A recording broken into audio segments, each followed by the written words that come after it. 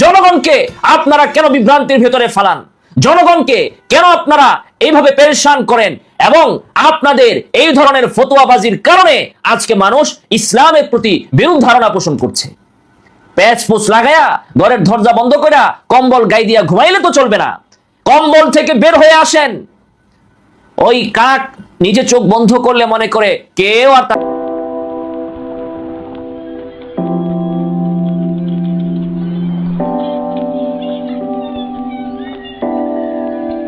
ইন্নাল হামদুলিল্লাহ ওয়াসসালাতু ওয়াসসালামু আলা রাসূলিল্লাহ আম্মা বাদ। আমি গতকাল বলেছিলাম যে তথাকথিত মুজাসসিমা দেহবাদী গ্রুপের কথিত শায়েখ আবু বকর মোহাম্মদ জাকারিয়া সাহেব তিনি যে বলেছেন বা বলে বেড়াচ্ছেন যে কেউ যদি বলে আমি আল্লাহকে সিজদা দেই তাহলে সে কাফের হয়ে যাবে, এই ব্যাপারে আমি বলেছিলাম যে 24 ঘন্টার ভেতরে তিনি যেন বলেন যে কোথায়, কবে, কয়টা বাজে তিনি এই বিষয় নিয়ে আমার সাথে বাহাসে বসবেন, অথবা তিনি যেন তার এই বক্তব্য প্রত্যাহার করে নেন। কিন্তু 24 ঘন্টা অতিবাহিত হয়ে গিয়েছে, বেচারা শায়েখের কোনো খোঁজ খবর পাওয়া যাচ্ছে না, কোনো সন্ধান পাওয়া যাচ্ছে না, যা খুবই দুঃখজনক। আমি আবারও উক্ত শায়েখকে অনুরোধ করব যে আপনি বসুন, অনলাইনে বসবেন না অফলাইনে বসবেন, আমার বাসায় বসবেন না আপনার বাসায় বসবেন, আপনি বলেন, আমরা বসি। দুঃখজনক হলেও সত্য যে তথাকথিত এই সালাফি বা আহলে হাদিসরা, তাদের আলেমরা কখনো আলেমদের সাথে আলোচনার টেবিলে বসবে না, বাহাসে বসবে না। তাদের নিয়ম হচ্ছে তাদের আলেমরা এই ধরনের ফিতনা, এই ধরনের ধোঁকাবাজি, প্রতারণা, বিকৃত আকীদা, বাতিল আকীদা, ভ্রান্ত আকীদা এগুলো তারা প্রচার করবে জনসাধারণের মাঝে, যারা ইসলাম সম্পর্কে বকলম। যদি আপনার এলেমের এত জোর থাকে তাহলে আপনি আলেমদের সাথে বসেন এই মাসালা নিয়ে। এটা তো আপনি এই কথাটা কিভাবে বলেছেন যে আল্লাহকে সেজদা দিয়ে, এই কথা যদি কেউ বলে তাহলে সে কাফের।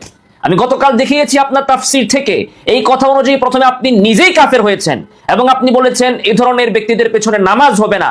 আপনার ফতোয়া অনুযায়ী আপনার পেছনে এই পর্যন্ত যারা নামাজ আদায় করেছে কারো নামাজ হয় নাই। এরপরে এই কথা বাংলাদেশের প্রায় সকল তাফসিরে লেখা আছে, প্রায় সকল আলেম এই ধরনের কথা বলেন, সমস্ত মুসলমান এই ধরনের কথা বলে। আপনি বাংলাদেশের 18 কোটি মুসলমানকে আপনি কাফের সাব্যস্ত করেছেন। এত বড় একটা পেচ লাগায়া আপনি ঘুমটা দিয়ে ঘরের দরজা বন্ধ করে বসে থাকতে পারেন না। আপনাকে অবশ্যই এই বিষয় নিয়ে বসতে হবে, অবশ্যই বসতে হবে। এখন আপনি বলেন কবে বসবেন, কার সাথে বসবেন। আপনার যদি মনে হয়, আমাকে যদি আপনার পছন্দ না হয়, আপনি এই বিষয় নিয়ে কার সাথে বসবেন, বাংলাদেশের একজন আলেমের নাম বলেন, ওই আলেমের সাথে যে আপনি বসেন, সমাধান করেন। জনগণকে আপনারা কেন বিভ্রান্তির ভেতরে ফালান? জনগণকে কেন আপনারা এইভাবে পেরেশান করেন? এবং আপনাদের এই ধরনের ফতোয়াবাজির কারণে আজকে মানুষ ইসলামের প্রতি বিরূপ ধারণা পোষণ করছে। প্যাচ পোচ লাগায়া ঘরের দরজা বন্ধ করে কম্বল গায়ে দিয়া ঘুমাইলে তো চলবে না। কম্বল থেকে বের হয়ে আসেন। ওই কাক নিজে চোখ বন্ধ করলে মনে করে কেউ আর তাকে দেখছে না। পৃথিবীর সবাই কিন্তু কাককে দেখে। কাজেই চোখ বন্ধ করে থাকলে হবে না, আপনাকে অবশ্যই বসতে হবে, অবশ্যই আপনাকে বসতে হবে। আপনি কোথায় বসবেন, কবে বসবেন, কার সাথে বসবেন, আপনি সময় দেন, অথবা ক্ষমা প্রার্থনা করেন। আল্লাহ ক্ষমাশীল। ভুল স্বীকার করেন। ভুল স্বীকার করলে মানুষ ছোট হয় না। ভুলে বলেছেন, ভুল স্বীকার করেন। এখন আপনি বলেছেন এই কথা, আপনার ওই সাথীরা তো, মুরিদরা তো, অনুসারীরা তো এখন ফেসবুক গরম করে ফেলছে যে হ্যাঁ এটাই বলতে হবে, দলিল দিচ্ছে। আল্লাহ তাআলা বলেছেন ওয়াবুদু লিল্লাহ, আল্লাহ তাআলা বলেছেন আল্লাহর জন্য সেজদা দাও, অতএব এটাই বলতে হবে। আমরা তো আল্লাহর জন্য সেজদা দেওয়াকে অস্বীকার করি নাই। সেজদা আমরা আল্লাহর জন্যই দেই, আল্লাহ তাআলাকেই দেই। আপনি আল্লাহর জন্য কারে দেন? আপনি আল্লাহর জন্য সেজদা দেন বুঝলাম, কারে দেন? শয়তান রে। সেজদা আমরা আল্লাহর জন্য দেই, আপনিও আল্লাহর জন্য দেন। আমরা আল্লাহর জন্য আল্লাহকে দেই, আপনি আল্লাহর জন্য কাকে সেজদা দেন? মাটিকে, টাইলসকে, মসজিদের মিম্বারকে, নাকি মেহরাবকে, নাকি আল্লাহকে? কাকে সেজদা দেন? না আপনার শাইখকে সেজদা দেন। আমরা যাকাত দেই, কুরবানি করি, ফিতরা দেই, কার জন্য? আল্লাহর সন্তুষ্টির জন্য। কাকে দেই? গরিবকে দেই। দান করলাম, দানটা আল্লাহর সন্তুষ্টির জন্য। কাকে দিলাম? গরিবকে দিলাম। তো আপনি সাজদা আল্লাহর সন্তুষ্টির জন্য দেন, আমিও আল্লাহর সন্তুষ্টির জন্য দেই। আমি দেই আল্লাহকে, আপনি কারে দেন? আপনার সাজদাটা আপনি দেন কাকে সেটা তো আগে বলবেন। এরকম আহাম্মক পৃথিবীতে আছে। এই ধরনের বিষয় নিয়ে কেউ পেছ লাগাইতে পারে? নাউজুবিল্লাহি মিন যালিক। দেখুন, সাজদা এটা একটা মুতাআদ্দি ফেল। যারা আরবি গ্রামার জানেন তারা বুঝবেন। অথচ দেখেন, আমি আরেকটা বাস্তব সত্য কথা আজকে বলি। যাত্রাবাড়িতে আহলে হাদিস সালাফিদের বিশাল একটা মাদ্রাসা আছে। আপনি যাচাই করে যায় দেখেন, এদের অনেকেই নিচের দিকে নাহু সরফ পড়ার জন্য যাত্রাবাড়ি বড় মাদ্রাসায় যায় ভর্তি হয়। কে রে ভাই, তোদের সালাফিদের এত বড় মাদ্রাসা এখানে রাইখা নিচের দিকে আইসা মিজান নাহবি মির হাদায়াতুন নাহু এগুলো পরে যাত্রাবাড়ি বড় মাদ্রাসায় এসে, কারণ তাদের দৃষ্টিতে যাত্রাবাড়ি বড় মাদ্রাসার লেখাপড়া বাংলাদেশের 1 নম্বরের লেখাপড়া। যাত্রাবাড়ি বিশাল বড় একটি মাদ্রাসা, এখানে অনেক ছাত্র, এখানে পড়ালেখার মান এর থেকেও ভালো মানের মাদ্রাসা বাংলাদেশে অনেক আছে। হ্যাঁ, যাত্রাবাড়ি মাদ্রাসা, সেখানে এক এক মাদ্রাসার এক এক বৈশিষ্ট্য থাকে। যেমন আমরা যদি বলি ঢালকানগর মাদ্রাসা, সেখানে ছাত্র নেয় অল্প, ভালো ছাত্রদের পেছনে মেহনত হয়। যাত্রাবাড়ি মাদ্রাসার নজরিয়া দৃষ্টিভঙ্গি আরেক ধরনের, ওনারা শুধু ভালো ছাত্র এরকম না, বরং ভালো খারাপ মধ্যম সব ধরনের ছাত্রকে নিয়ে ওনারা মেহনত করেন।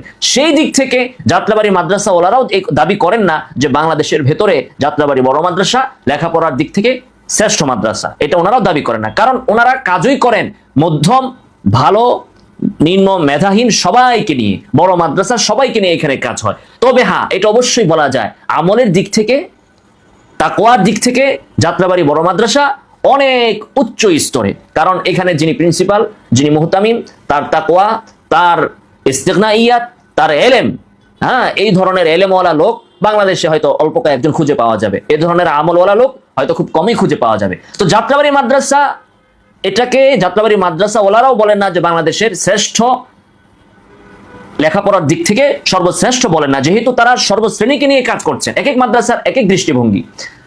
ঢালকানগর মাদ্রাসা যদি আমরা বলি, সাইদাবাদ বাইতুন নূর মাদ্রাসা যদি বলি, তাদের দৃষ্টিভঙ্গি, ওনাদের দৃষ্টিভঙ্গি হচ্ছে মুমতাজ ছাত্রের পেছনে মেহনত।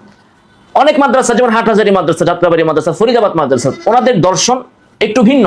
তারা শুধু মুমতাজ নিয়ে কাজ করেন না। আর যদি সব মাদ্রাসায় মুমতাজ ছাত্র নিয়ে কাজ করে, তো সাধারণ ছাত্ররা যাবে কোথায়? তো সে যেটাই হোক, কিন্তু এই সালাফিরা তারা মনে করে যে যাত্রাবাড়ি বড় মাদ্রাসায় হচ্ছে সবচেয়ে পড়ালেখার দিক থেকে শ্রেষ্ঠ মাদ্রাসা। এজন্য আপনি দেখবেন এই সালাফিগুলা যাত্রাবাড়ি বড় মাদ্রাসার মিজান নাহবি মির হাদায়াতুন নাহু খবর নেন, এরা দেখবেন নিচের দিকে সালাফিরা এসে এখানে ভর্তি হয়। মাদ্রাসা কর্তৃপক্ষ জানে হানাফিরা উদার, তুমি পড়তে আসছো পড়ো, কোনো সমস্যা নাই, মাদ্রাসার কর্তৃপক্ষ জানেন। আজকেও আমাকে এক ছাত্র মেসেজ দিয়েছে, বলে যে আমি যাত্রাবাড়ি বড় মাদ্রাসায় পড়ি, আমি আহলে হাদিস সালাফি। তারপরে সে তার বিষয়টা বলেছে। তো দেখুন, নাহু সরফ পড়ার জন্য, সামান্য নাহু সরফ পড়বে, এইটা পড়ার জন্য কিন্তু ওদের মাদ্রাসায় ভালো ব্যবস্থাপনা নাই। আস্তে আস্তে তারা একটু আপডেট হচ্ছে। আজ থেকে 10 বছর আগে দেখেন এদের বেশিরভাগ ওই নিচের দিকে যাত্রাবাড়ি বড় মাদ্রাসায় এসে পড়তো। যেগুলো মদিনা ভার্সিটিতে গিয়েছে, অনেকগুলোর পেছনে আপনি খবর নেন, ওদেরকে জিজ্ঞেস করেন যে তোমার শিক্ষাগত ব্যাকগ্রাউন্ড প্রকাশ করো, বলো তুমি মিজান নাহবি মির কোথায় পড়েছো, নাহু সরফ কোথায় পড়েছো। সে বলবে যে আমি নাহু সরফ যাত্রাবাড়ি বড় মাদ্রাসায় পড়েছি। তো এখান থেকে নাহু সরফ শিক্ষা, তারপরে মুহাম্মদিয়া আরাবিয়া যাত্রাবাড়ি যে বড় মাদ্রাসা আছে আহলে হাদিসদের, সেখানে কিন্তু আজ থেকে 10 বছর আগে সম্পূর্ণ সিলেবাস এই বাংলাদেশের দেওবন্দি সিলেবাস ছিল। এই হেদায়া পইরাই আর আলেম হইছে, এই জালালাইন পইরাই তার আলেম হইছে। এই দর্শে নিজামি বা দেওবন্দি যে সিলেবাস, একদম হুবাহু ওই সিস্টেমেই তারা মাদ্রাসা করেছে। এই যে খতমে বুখারী, তারপরে দাওরায়ে হাদিসের ক্লাস যেগুলো আহলে হাদিস মাদ্রাসায় বর্তমানে আছে, মদিনা ইউনিভার্সিটি থেকে এই সিস্টেম, এটা তো দেওবন্দের সিস্টেম। তো এই সিস্টেম তোমরা কেন চালু করেছো? কেন? দেওবন্দ থেকে ধার করেই তো নিয়েছো। যাই হোক, নিয়েছো, সমস্যা নাই। তো দেখেন আরবি ভাষাতে বা যে কোনো ভাষায় ফেল ক্রিয়া 2 প্রকার, একটা হচ্ছে মুতাআদ্দি, একটা হচ্ছে লাজিম। এটা যারা নাহু সরফ পড়েছেন তারা বুঝবেন যে অনেক সময় একটা ক্রিয়া তার কর্তাকে নিয়েই পরিপূর্ণ হয়ে যায়, ফেলটা অন্যের উপর যা পতিত হয় না। যেমন ধরুন, আপনি বললেন যে জায়েদ এসেছে, ক্রিয়া কিন্তু পরিপূর্ণ হয়ে গিয়েছে, জায়েদ আসছে, ক্রিয়া শেষ। কিন্তু আপনি যদি বলেন জায়েদ খেয়েছে, তখন প্রশ্ন আসে কি খাইছে, কারে খাইছে, এই প্রশ্ন কিন্তু তখন আসে। এটাকে বলা হয় মুতাআদ্দি, এই ফেলটা মুতাআদ্দি। তো সাজদা, এই ফেলটা মুতাআদ্দি। আপনি যদি বলেন সে সাজদা দিয়েছে, তখনই প্রশ্ন আসবে কাকে দিয়েছে, সে কাকে সাজদা দিয়েছে, প্রশ্নটা কিন্তু চলে আসবে। কাজে এটা মুতাআদ্দি ফেল। এই ফেলের মাফউল লাগবে, মাফউল লাগবে, অর্থাৎ ফেলটা কার উপর যে পড়বে, যে সাজদাটা অমুককে দিয়েছে বা অমুককে দিয়েছে, এটাকে বলে মাফউল। ক্রিয়া যার উপর, ক্রিয়াটা যার উপর পতিত হয়। এখন আরবি ভাষাতে মাফউল অনেক সময় অব্যয় ছাড়া হরফুল জার ছাড়া সরাসরি মাফউলের সাথে সম্পৃক্ত হয়ে যায়। যেমন আমরা যদি বলি যে দরবা জাইদান, সে জায়েদকে প্রহার করেছে, সে হচ্ছে ফাইল, দরবা হচ্ছে ফেল, জায়েদকে হচ্ছে মাফউল, এখানে কোনো হরফে জল লাগে নাই। কিন্তু আরবি ভাষায় সাজদাটা এমন ফেল, এবং সাজদার মতো আরো এরকম ফেল আছে যেগুলো সরাসরি মাফউলের সাথে যুক্ত হয় না, সিলা লাগে, সিলার মাধ্যমে যুক্ত হয়। তো সালাফি ভাইয়েরা যদি নাহু সরফ সিলাতে দুর্বলতা থাকে, তো আমাদের হানাফি ওলামায়ে কেরামের লেখা সফাতুল মাসাদির বইটা, কিতাবটা পড়বেন। আর ওই কিতাবটা আরেকজন হানাফি বাংলাদেশের শহীদুল্লাহ ফজলুল বারী সাহেবের তাহকিকে বা ওনাদের ছাত্রদের তাহকিকে বের হয়েছে কোন ফেলের কি সেলা আসে, ওইটা একটু পড়ে নিয়েন, তাহলে আশা করি বুঝতে পারবেন।